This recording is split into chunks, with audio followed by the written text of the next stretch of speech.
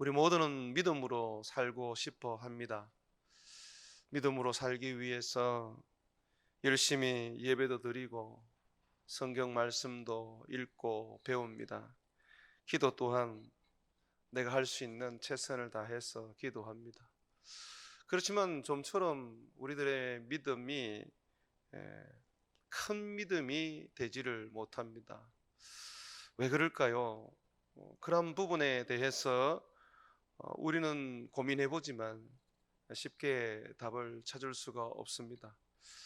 큰 믿음이 되기 위해서 포기한 것도 많습니다. 물질을 내려놓으라면 물질도 내려놓고, 사람을 내려놓으라면 사람도 내려놓고, 모든 내가 사랑하는 것, 그것이 욕심이 된다면 그것조차도 다 내려놓았는데 믿음이 크지 않다는 것을 우리가 보게 됩니다.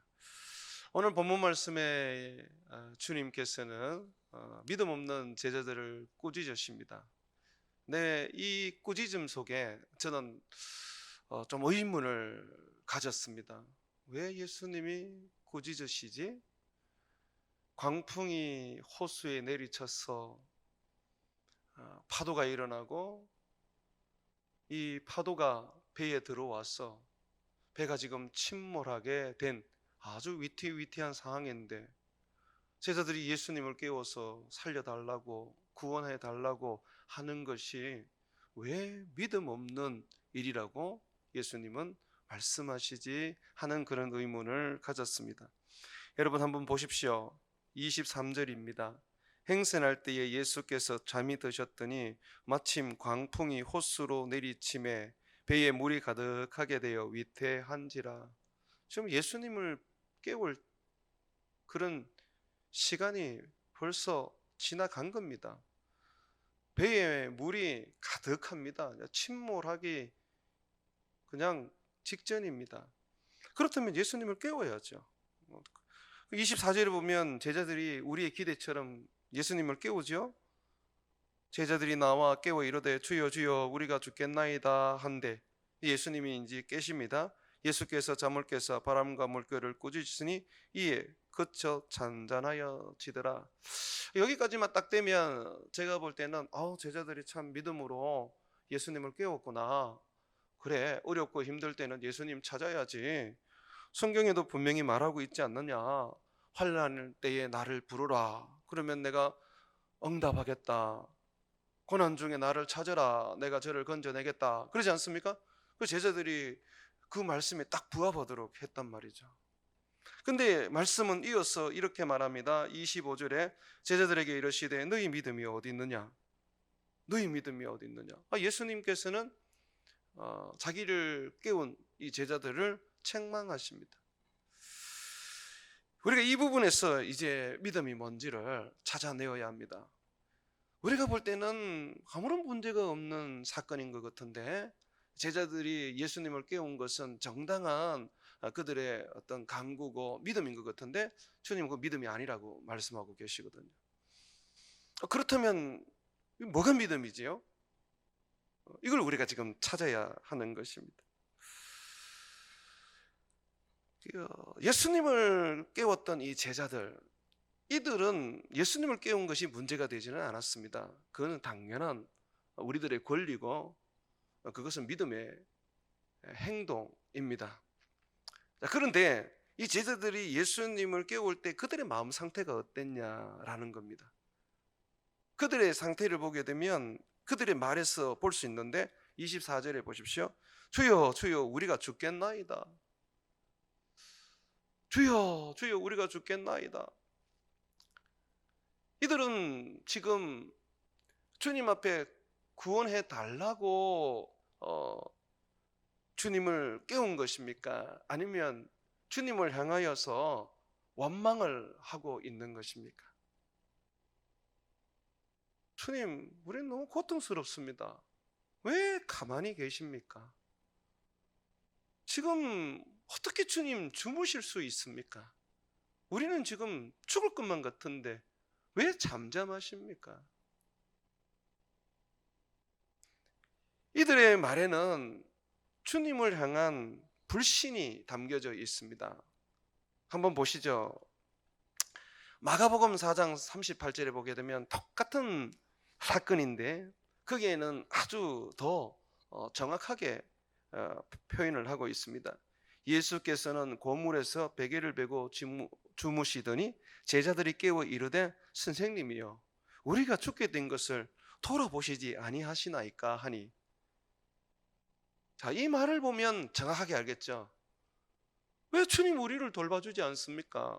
우리는 지금 죽을 것만 같은데 왜 잠잠히 계십니까? 도대체 우리의 구주 맞습니까? 우리의 하나님 맞습니까? 많은 사람들의 병을 고치시고 귀신을 쫓아내시며 이적과 기적을 행하시던 것이 도대체 어디에 있습니까? 왜 우리에 대하여 무관심하십니까? 외면하십니까? 라고 원망하고 주님을 향하여서 불평하는 것이죠. 이게 불신이란 말이죠. 주님을 따르면서 주님을 믿으면서 주님을 섬기면서 우리는 이 주님을 향한 원망이 있습니다. 불평이 있습니다. 그것이 우리가 모든 것을 포기하고 내려놓고 큰 믿음을 가지려고 해도 가질 수 없게 되는 궁극적인 원인입니다.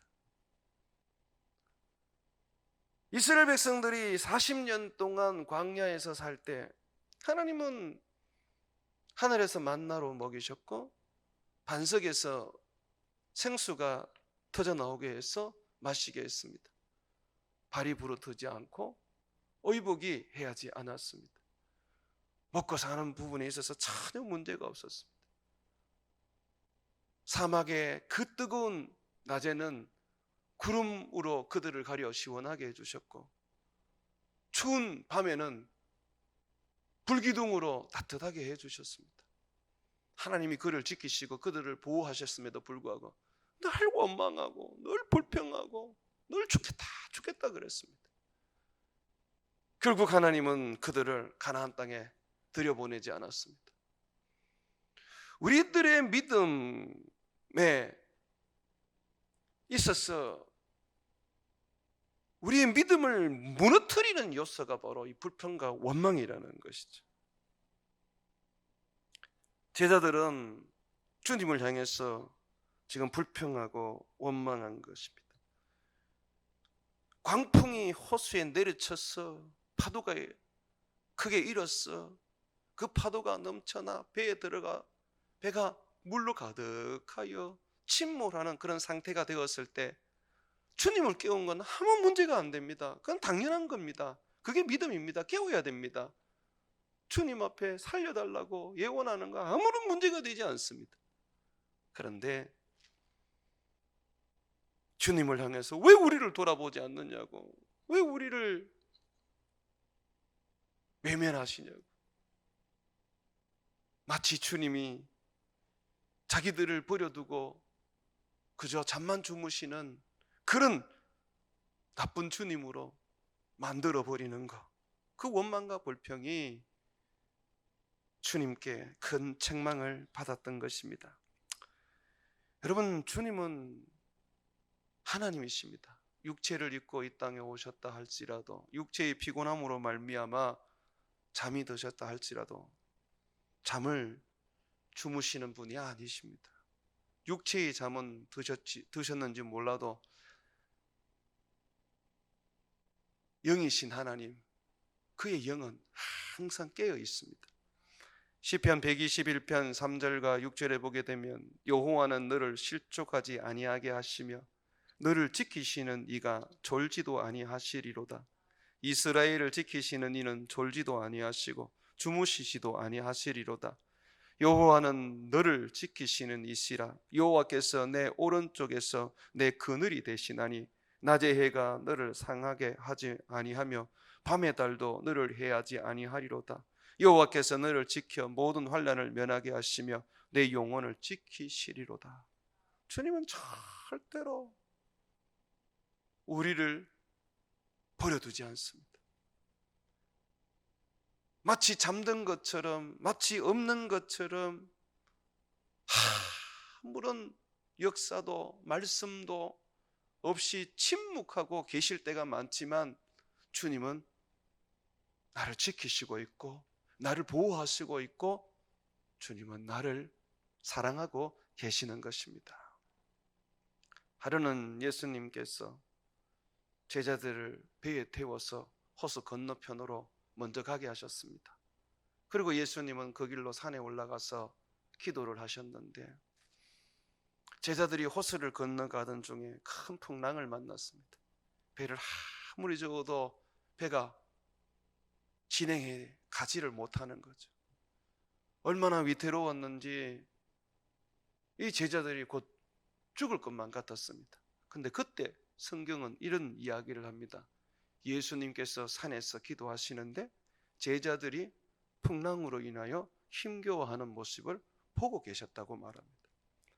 예수님이 보시다가 안 되겠다 싶으셨는지 기도를 마치시고 그 자리에 일어나 바다 위를 걸어 제자들이 있는 곳으로 가셨습니다. 여러분, 예수님께서 배가 없어서 바다 위를 걸으신 게 아닙니다. 밤새워 기도하고 그 다음날 배를 타고 얼마든지 가실 수 있는 분이십니다. 그런데 예수님이 무리를 걸으신 것은 풍랑을 맞는 제자들이 큰 위기에 처해 있었기 때문에 그들을 살리려고 주님이 산에서 그들을 보다가 그들을 위하여 직접 그들에게 걸어가신 것입니다. 예수님은 기도할 때도 마찬가지시고 사역할 때도 마찬가지고 항상 우리를 눈동자같이 지키십니다. 항상 우리를 보시고 우리를 보호하시는 분이십니다. 여러분 믿으십니까? 그렇다면 어떻게 기도해야 됩니까? 기도에서 우리는 믿음의 모습을 볼 수 있습니다. 원망하고 불평하면서 주님 나한테 왜 이러십니까? 내가 아무리 기도해도 주님 말씀도 안 하시고 응답도 안 하시고 주님 나를 버리셨습니까? 주님 어디 계십니까? 정말 주님 계신 거 맞습니까? 라고 하는 이런 기도가 아닙니다. 기도를 해도 바로 기도를 해야 됩니다. 우리의 마음이 믿음의 마음이어야 하고 그 마음에서 나오는 그 기도, 믿음의 기도여야 합니다. 어떻게 기도하라고 합니까? 빌립보서 4장 6절과 7절에 보게 되면 아무것도 염려하지 말고 다만 모든 일에 기도와 간구로 너희 구할 것을 감사함으로 하나님께 아뢰라. 여기에 보면 염려하지 말라 그래요. 모든 일, 좋은 일이든 나쁜 일이든 풍랑을 만났든 귀신을 만났든 사업에 실패했든 빛이 져서 고통스럽든 병들었든 상관없이 너희는 기도와 간구로서 너희 구할 것을 어떻게 해요? 감사함으로 아뢰라고 말합니다. 왜 염려하지 말고 감사함으로 아뢰라고 그럽니까? 하나님은 우리를 지키시는 분이시고 우리를 구원하시는 분이시고 우리를 축복하시는 분이시기 때문에 그렇습니다. 여러분 이걸 믿으십니까? 하나님께서 아무 대답도 없고 아무런 응답도 없고 아무런 역사도 안 해주십니까? 아닙니다. 주님은 우리를 보고 계십니다. 아직까지 주님은 그가 일할 때가 아니기 때문에 기다리고 계시는 것입니다. 풍랑 속에서 주님이 얼마든지 깰 수 있습니다. 그러나 주님 기다립니다. 그들의 믿음을 키우시기 위해서. 마찬가지예요. 내가 기도하는데 응답하지 않고 내가 하나님을 찾는데도 하나님이 외면하고 있다면 우리 하나님 우리를 버린 게 아니라 우리 하나님이 우리에게 뭔가를 지금 가르치려고 뭔가를 우리로 하여금 키워내게 하시려고 그가 의도적으로 그렇게 하신다는 것입니다. 하나님의 외면에는 반드시 뜻이 있습니다. 하나님의 침묵에는 반드시 하나님이 계획하시는 것이 있습니다.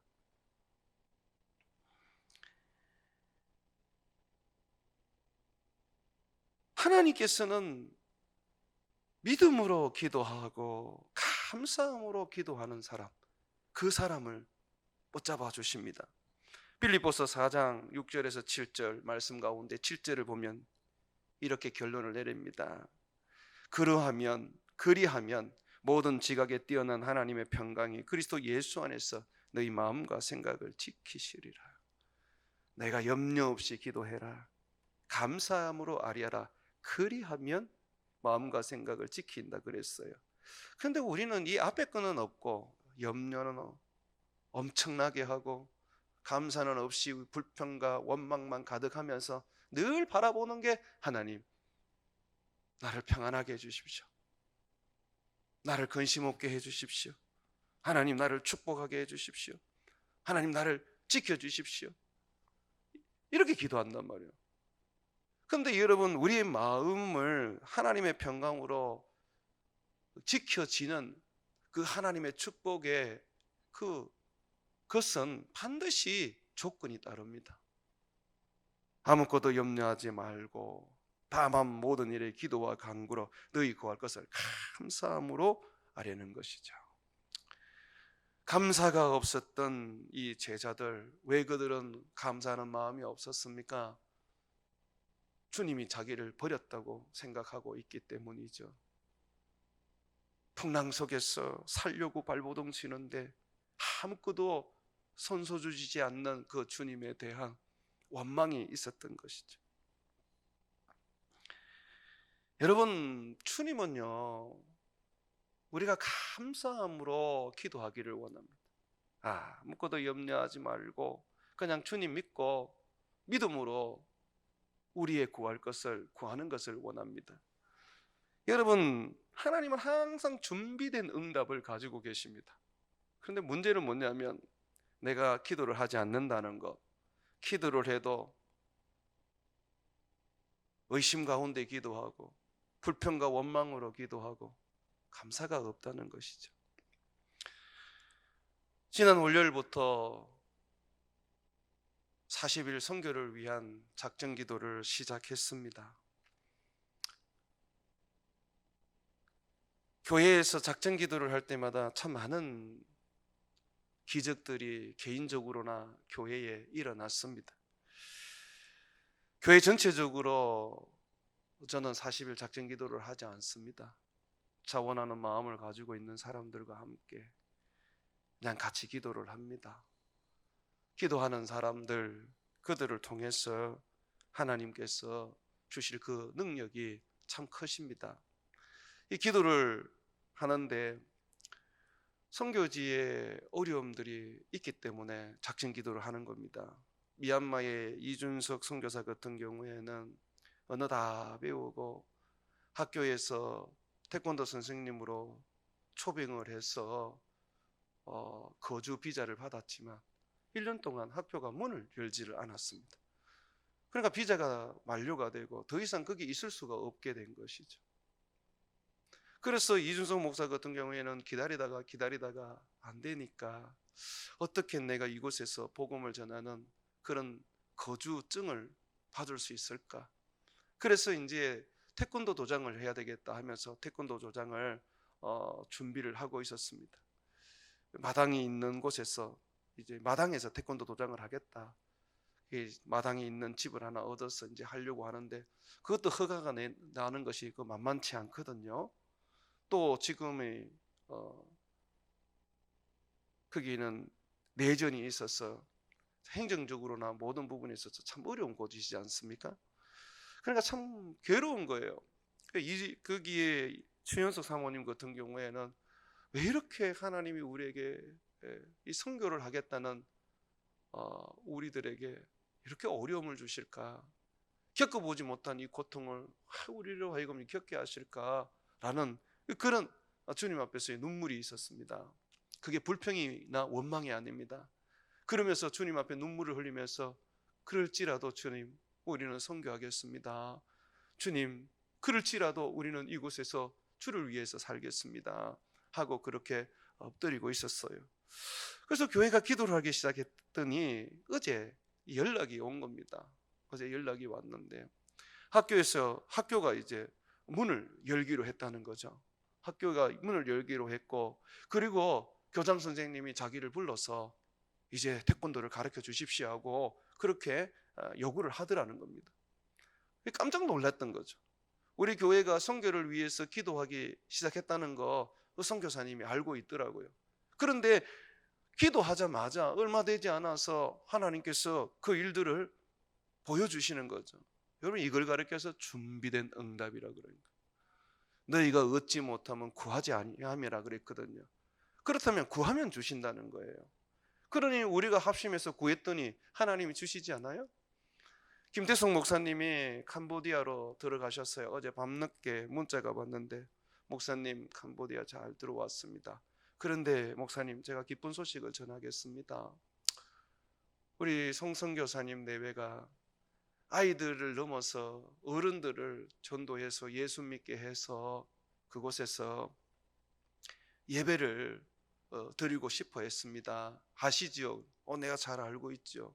그거 우리 교회가 이번에 특별 새벽 기도하면서 우리가 기도하고 있는 내용이죠. 목사님, 애기 엄마 한 분이 예수님을 믿겠다고 영접을 했습니다. 그리고 이번 주부터 같이 예배를 드리기로 했습니다 라고 하는 거예요. 김태성 목사님 지금 들어갔는데 이번 주일부터 작년 예배가 시작되는 것입니다. 이걸 준비된 응답이라고 하는 겁니다.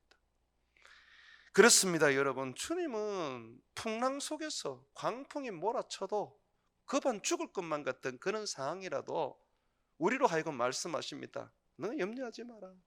내가 너희를 위하여 준비된 응답을 가지고 있다. 그저 내게 부르짖고 아무 염려 없이 감사함으로 너희는 구해라. 그러면 너희에게 줄 것이다 라고 말씀하시는 것입니다. 그렇습니다, 여러분. 여러분들에게 있어서 정말 중요한 것은 내가 어떻게 하나님 앞에 반응하느냐 하는 겁니다. 좋을 때는 모든 사람이 다 감사하고 모든 사람들이 하나님께 찬송하고 예배를 하는데, 정말 힘들고 어려울 때 하나님이 나를 외면하시는 것 같고 나와 가까이 하지 않는 것 같을 때, 그때에 우리가 어떤 반응을 하느냐, 이것이 우리의 믿음을 측량하는 것입니다. 하나님이 계시지 않는 것 같은 환경이 와도, 아무리 기도해도 응답되지 않는 그러한 일이 생겨도 그저 한결같이 우리 주님 앞에 믿음으로 기도하고 감사함으로 우리 주님 앞에 모든 것을 맡겨야 하는 것이죠. 그런 믿음을 여러분 가지셔야 합니다. 자, 여기에서 조금 더 나아가서 감사의 기도로 끝나지 말고 때로는 풍랑 속에서 온전히 주님 앞에 자기를 던질 줄 알아야 합니다. 풍랑이 거세게 몰아쳐도 파도가 넘쳐나서 내가 타고 있는 배가 곧 침몰하게 되어도 예수님이 지금 배 안에 함께 계시지 않습니까? 그러니까 그 예수님을 믿고 그 예수님이 함께 하시기 때문에 결코 이 풍랑이 나를 해할 수 없다고 우리는 믿어야 합니다. 풍랑에서 침몰된다 할지라도 주님은 요나처럼 물고기 뱃속에 들어가게 해 주실 겁니다. 여러분, 성경을 보면 그렇죠. 여러분들이 잘 알고 있는 다니엘의 세 친구 사드락과 메삭과 아벳노고가 그렇지 않습니까? 왕의 신상에게 절하지 않는다는 이유로 위협을 받고 풀문불에 던져지는 그런 처참한 일을 당했습니다. 그때 그들이 어떻게 반응했습니까? 그들은요, 하나님이 능히 왕의 손에서 구원해 주시고 그리고 풀무불에서도 구원해 준다고 고백했습니다. 그리 안 해도 우리는 왕의 신상에 절할 수 없다고 그랬죠. 결국 여러분 보십시오. 사드락과 메삭과 아벳노고는요, 풀무불 속에 들어가 버립니다. 우리는 다른 반응을 하죠. 주님, 이 어려움 속에서도 주님을 믿고 주님을 섬기고 우상에게 절하지 않았는데 어떻게 우리를 풀무불에 집어넣습니까? 풀무불에 집어넣기 전에 하나님께서 우리를 건져내야 되지 않습니까? 왕이 위협할지라도 하나님이 번개를 때렸어라도 왕을 죽여 우리를 살려내야 되지 않습니까? 어떻게 우리를 풀무불 속에 집어넣습니까? 주님은 제자들이 어찌 보면 그 풍랑으로 인해서 몰아친 광풍이 그들의 배를 전복시켜도 그들은 끝까지 주님 바라보고 주님 의지하고 주님과 함께 죽음의 자리까지 나가기를 원하셨을 겁니다. 주님이 배에서 가만히 계시고 만약에 그렇게 그곳에서 죽는다면 여러분 어떻게 하시겠습니까? 침몰하는 배에 주님이 침묵하시고 그 자리에 아무것도 안 하시고 그 자리에 가만히 계셔서 그 배와 함께 침몰하고 하신다면 여러분 어떻게 하시겠습니까?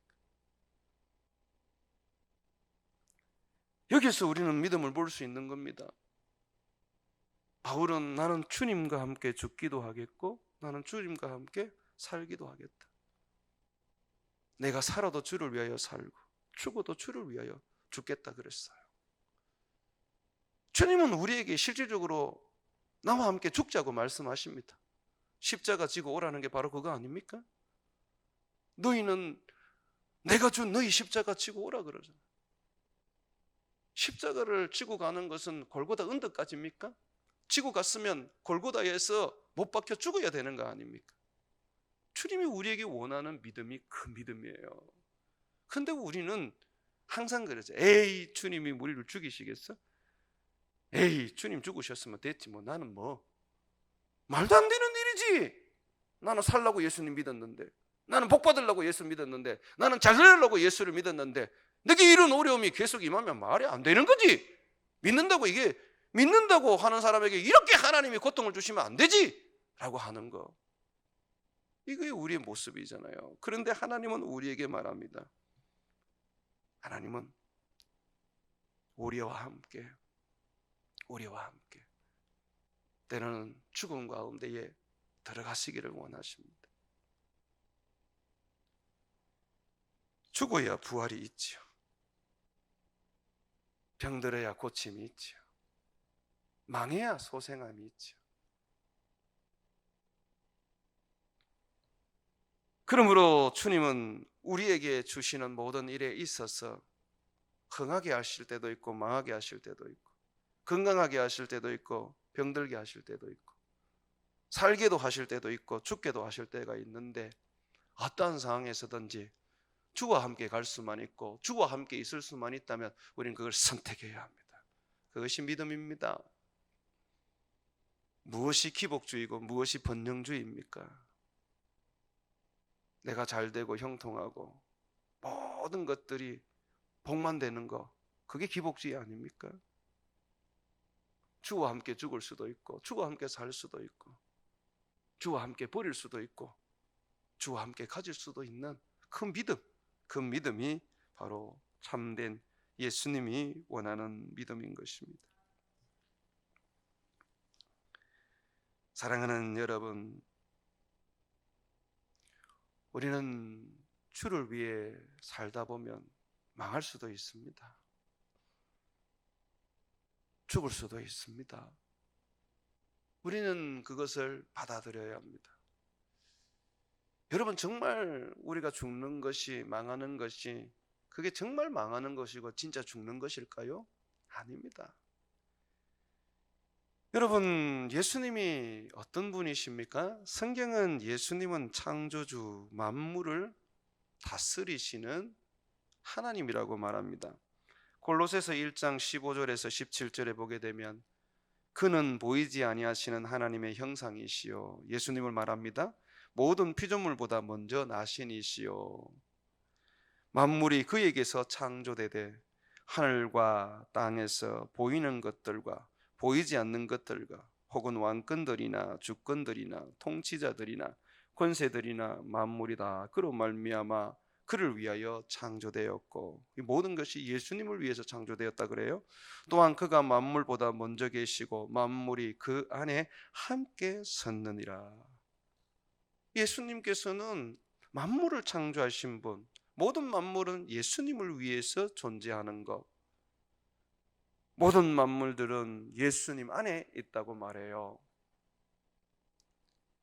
그래서 히브리서 1장 3절에 보게 되면 만물을 붙드시는 분이 예수님이라고 말해요. 그러니 예수님께서 자다가 일어나서 바다를 향하여 꾸짖으시니까 바다가 잠잠해 버리잖아요. 풍랑이 그냥 그 자리에서 그냥 조용해 버리지 않습니까? 만물을 창조하신 분이신데, 죽었다가 살아나신 영원한 생명이신 하나님이신데 어찌 우리를 망하게 두시겠습니까? 풀무불 속에 들어가도 주님이 살려내시고요, 무덤 속에 들어가도 주님은 살려내시는 거예요. 꼴가닥에도 하나님은 살려내시는 거예요.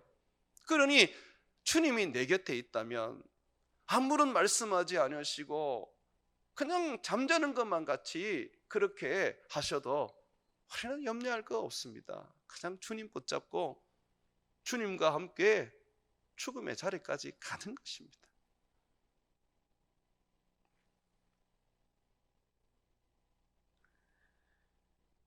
그리고 이런 것들을 보면 참 우리 믿음이 얼마나 연약하고, 이 믿음이 연약하니까 이 믿음이 연약한 가운데 기도를 하니까 그게 응답이 되지도 않고 능력도 행하여지지 않는 것이죠.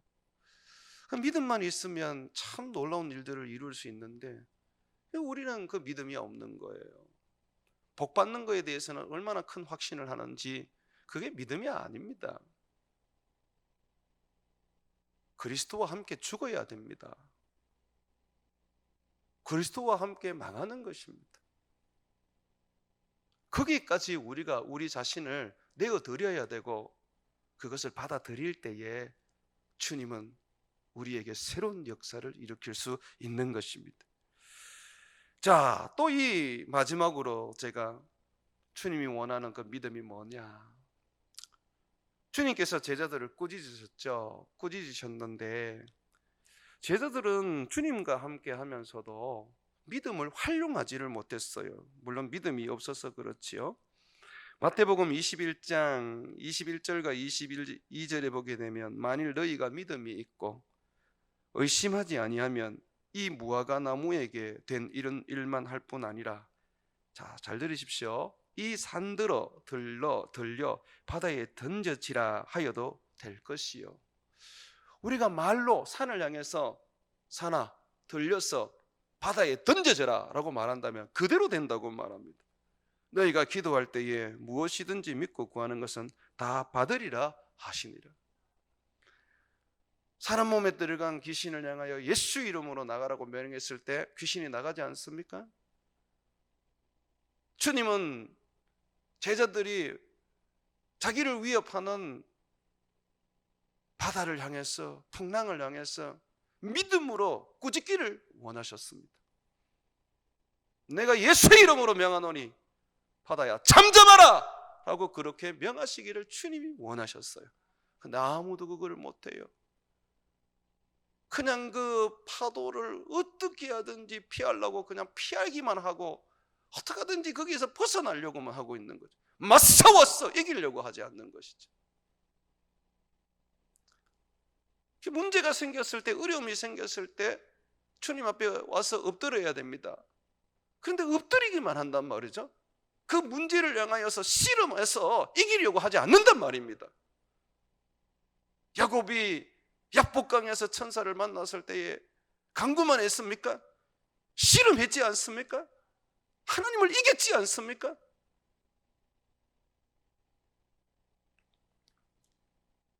기도라는 것은 내가 주님으로부터 힘을 얻고 능력을 받아서 내가 처해 있는 지금 큰 광풍이 몰아치는 이 문제를 싸워서 이겨내가게 만들어야 되는 것이죠. 예수님은 요한복음 14장 12절에 말씀하시기를 내가 진실로 진실로 너에게 이르노니 나를 믿는 자는 내가 하는 일을 그도 할 것이요 나를 믿는 자는 내가 하는 일을 그도 할 것이요 라고 했습니다. 바다를 잔잔하게 하신대요. 또한 그보다 큰 일도 하리니 이는 내가 아버지께로 가미니라. 지금 아버지께로 예수님이 가셨죠. 우리에게 성령을 주셨죠. 그러면 우리가 예수의 이름으로 예수님이 하신 일들을 하고 그보다 더 큰 일들을 할 수 있는 거죠. 예수님이 오기도 전인데도 불구하고 여러분 모세는 어땠습니까? 모세는 지팡이로 가지고 바다를 갈라버렸지 않습니까? 바다를 주관했어요. 여호수아는 어땠습니까? 기본 전쟁 때에, 기본을 구원하기 위한 전쟁 때에 하늘 향해서 명했지 않습니까? 달아 멈추어라, 해야 멈추어라. 그냥 달과 해가 그 자리에 그냥 멈춰버렸지 않습니까? 이토록 믿음의 사람들은 자연 만물을 움직일 수 있습니다. 문제를 뒤집어 놓을 수 있습니다. 고통과 괴로움 속에 있지만 말고 그 고통과 괴로움을 향하여서 예수 그리스도의 이름으로 우리는 환경을 바꾸어 놓을 수 있는 것입니다. 바다야 잔잔하라, 바람아 멈추어라 라고 한다면 그 믿음으로 명한다면 된다는 것이죠. 아유, 목사님 유한한 믿음이 어떻게 되겠습니까? 저도 그래 생각합니다. 저도 이런 믿음을 가질 수 있을까라고 생각합니다. 그런데 주님은 분명히 우리에게 말합니다. 너희가 나를 믿는다면 이 믿음을 가질 수 있다. 베드로도 성경에 보니까 사도행전에 아나니아를 향하여서 엄하게 책망하고 네 음과 함께 망하리라 그랬더니 그 자리에서 이 아나니아가 죽어버리지 않습니까? 사람의 생명도 살렸다가 죽일 수 있는 능력이 베드로에게 나타납니다. 이것이 믿음의 역사이죠. 그래서 우리는 이런 큰 믿음을 가지기 위해서 어떠한 상황 속에서도 의심치 않고 기도할 수 있는 역량을 길러야 되고, 감사함으로써 우리 주님께서 나를 지키시고 내 말을 들으신다는 것을 확신하고 뛰어들 수 있어야 되는 것입니다. 사랑하는 여러분, 여러분의 인생 속에 풍랑은 항상 올 겁니다. 그 풍랑과 싸우십시오. 예수의 이름으로 명하여 그 풍랑이 말을 듣도록 만들어 버리십시오. 그러면 하나님께서 여러분을 인하여 기뻐하고 여러분을 인하여 하나님께서 영광을 받으실 것입니다. 사랑하는 여러분, 우리는 믿는 자입니다. 예수의 이름을 가진 자입니다. 귀신만 쫓아내는 게 아니라 병도 고치고 바람도 잔잔케 하고 태풍도 멈추게 하고 바다도 순종하게 만들 수 있습니다. 그러므로 여러분의 믿음을 온전히 키워서 예수님과 같은 일을 할 뿐만 아니라 더 큰 일을 하시는 저와 여러분 되시기를 주의 이름으로 축원을 드립니다.